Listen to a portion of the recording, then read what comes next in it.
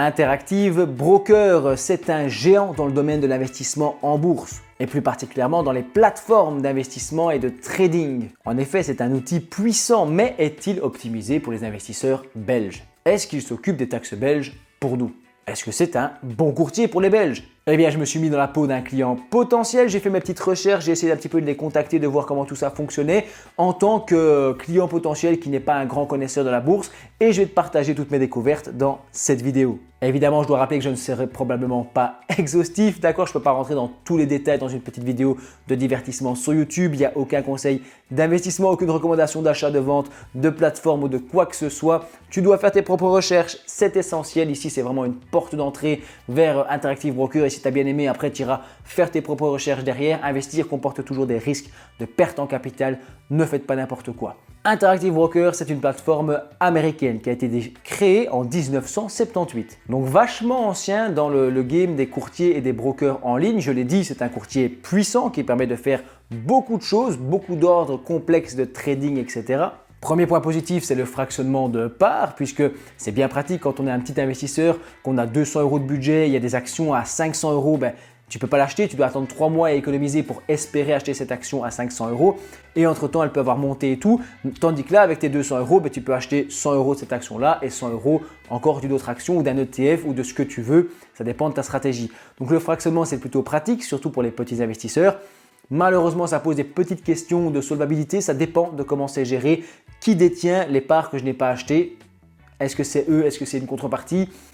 Ça, c'est toujours un petit peu la question. Ça pose un petit souci de solvabilité dès que le courtier ne fait plus simplement l'intermédiaire et qu'il commence à faire des activités annexes. Ensuite, parlons des taxes belges puisque c'est généralement ce qui vous intéresse. Interactive Broker ne s'occupe pas de la TOB.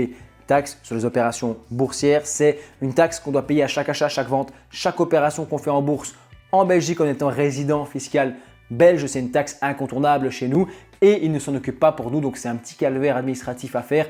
Au début en tout cas, après une fois que tu l'as fait quelques fois ça va, mais voilà, c'est toujours une petite lourdeur administrative. En plus, Interactive Broker, ils ne s'occuperont pas non plus de tes dividendes, du précompte mobilier qu'il faudra payer aux administrations fiscales belges. Même chose pour les intérêts qu'il faudra déclarer soi-même, calculer et déclarer la taxe Renders sur les produits investissant dans plus de 10% de produits de taux qui produisent des intérêts, typiquement des obligations. J'ai fait des vidéos sur tout ça, tax Renders, Goteco, etc. Tu retrouveras ça facilement sur YouTube.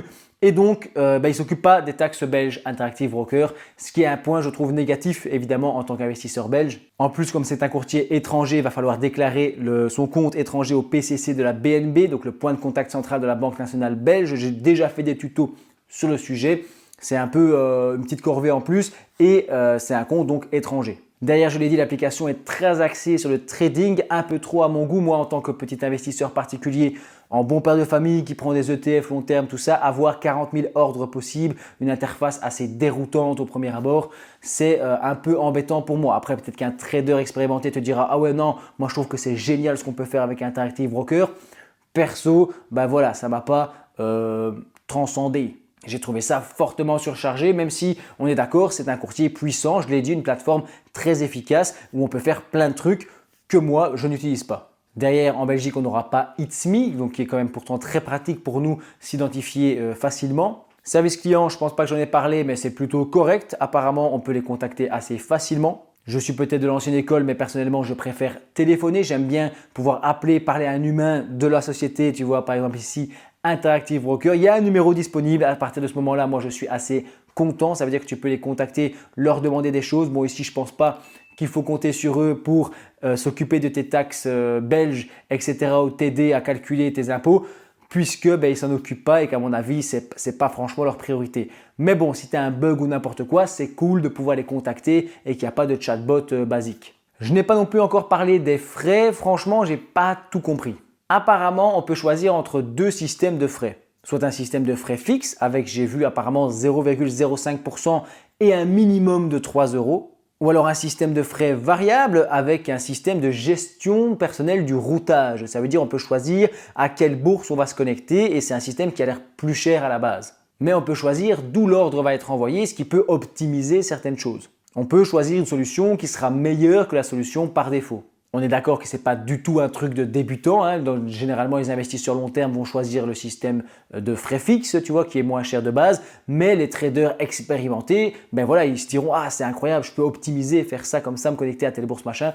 Pourquoi pas ?» J'essayerai de t'afficher quelques informations à l'écran, mais si tu t'intéresses à un courtier et surtout à ses frais, il faut aller toi-même faire tes propres recherches, analyser un peu les tableaux et les structures de frais. C'est très compliqué de parler de ça puisque tout dépend de à quelle bourse tu vas te connecter, quel produit tu vas acheter. Tout ça, c'est vraiment impactant, donc je te conseille d'aller voir tout ça. Parlons maintenant plutôt de la fiabilité de Interactive Brokers. Très important quand on envoie son argent sur une plateforme. Je l'ai dit, Interactive Brokers est une entreprise américaine. Donc pour être disponible en Europe, ils doivent passer par un pays européen et ils ont choisi de passer par l'Irlande, ainsi que la Banque centrale de Hongrie apparemment. C'est pas vraiment commun, hein. D'habitude c'est pas souvent ces canaux-là qui sont choisis et c'est pas forcément rassurant ou peu rassurant. Ce qui est rassurant je trouve c'est que la société est cotée au Nasdaq et qu'elle est très ancienne, hein. Je te dis 1978 la création. Comme ils sont cotés en bourse, on a accès à des comptes annuels, etc. Ce qui est quand même assez rassurant. Par contre, ce qui est vachement moins rassurant, c'est la protection des espèces inexistantes. Ou en tout cas, je n'ai pas trouvé l'info. Est-ce qu'ils garantissent un montant de cash sur le compte? Apparemment, c'est 0. Moi, je n'ai pas trouvé. D'habitude, c'est 100 000 € de garantie des dépôts, ce qui est quand même pas mal.